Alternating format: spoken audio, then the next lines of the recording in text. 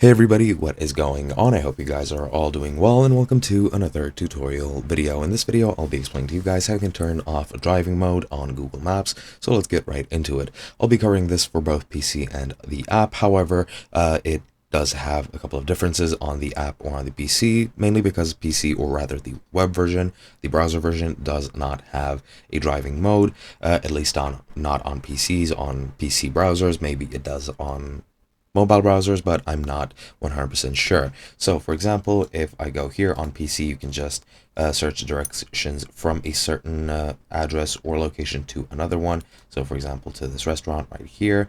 And as you can see, it'll immediately show you what those directions are. And now this is not technically driving mode, especially since my location is off, and even if it were on, it is stationary since this is a PC, but you can easily just close the directions and that is going to disappear.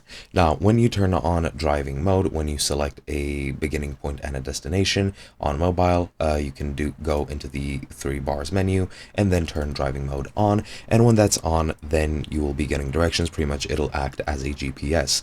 To exit it, it will open up a new, completely new and a different interface, and on that interface you will have the option to stop, either a stop button or an X, which you can just click and it'll exit the driving mode and it'll immediately just put you back into the map mode, and that is pretty much all there is.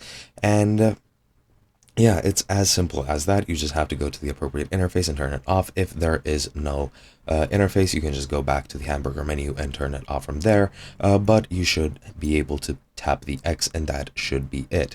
And yeah, that's pretty much it. Hope you guys enjoyed, and I'll be seeing you guys in another video.